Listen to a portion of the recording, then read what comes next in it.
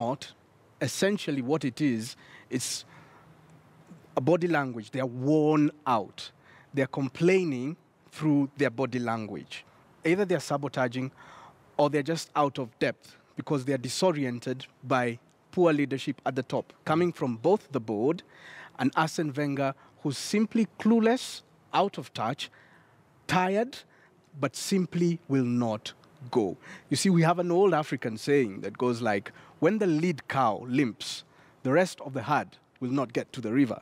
And you can clearly see the rest of the herd there trying to get to the river or not even bothering to get to the river because the lead cow is limping. I'm just speaking metaphorically. I'm not calling anyone a cow. Manchester City. But what's your take? Well, you know, do you think that Arsenal will be able to qualify for the Champions League next season? Yes, we know they have maybe a route that they will be using, which Manchester United has used before. But do you think that's the best option, sorry, for them to be able to qualify for the Champions League? No, because look at the caliber of teams in the UEFA Europa League right now. You've got AC Milan, who are meeting with Arsenal this coming week. AC Milan, on the other hand, even though they've been experiencing a bit of a lull, they're now on a storming streak under the legendary Gennaro Gattuso. And Aubameyang will not even be playing in that game against AC Milan. You see, with Arsenal, it's not about who plays or who doesn't play. It's not about the big names or the small names. Is there a big striker? They're all going through, psychologically, the same kind of trauma. They're traumatized. Penalty miss. They're all those kind of things. I mean, did you just see that ball run through, a player run through the midfield and then pass a ball just right at the heart of defense, no challenging, nothing. Petr Cech is ordinarily a very good goalkeeper, but he's been reduced to a joke. But when you're talking about Arsenal, is it that the Arsenal board does not care about their fans? Because these cries have been there for as long as they start loving football. The fans sacrifice so much. They buy season tickets, which probably causes domestic problems, financial problems for them at home with their wives, who go like, oh, you're prioritizing on football instead of thinking of us and that. The fans give their all, but they get nothing in return. And I keep asking myself, is it that Arsene Wenger is the silent majority shareholder at Arsenal, so much so that the board cannot do anything about him? Or what is it?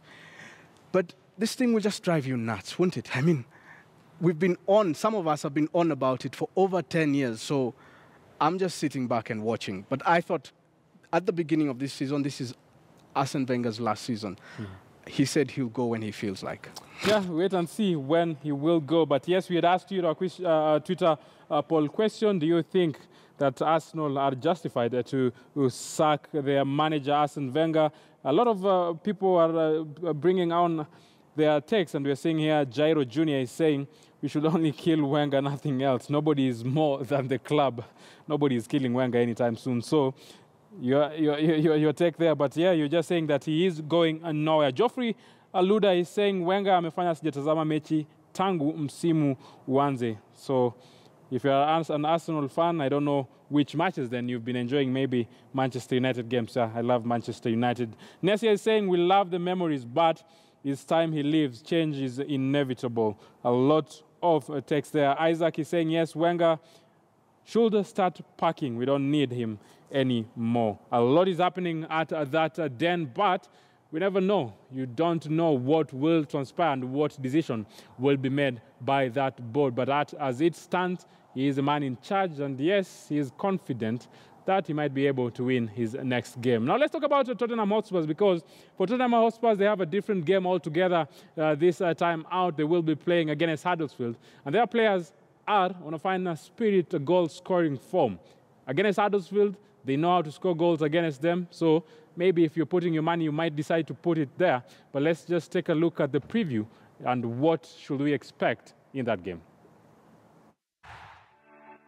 It's 16 matches unbeaten in all competitions for Tottenham Hotspur, their longest run without defeat since 1999. Visitors Huddersfield Town, though, are hitting form at just the right time. Their 2-1 victory at West Brom saw them win back-to-back Premier League games for the first time since August. Eric Dyer may be called on to play at centre-half again in the anticipated absence of Jan Vertonghen. The 24-year-old has impressed in a number of positions, and no Spurs player has won more tackles than him this campaign. For Spurs, it's been great. He can fill in at centre-back and do a good job.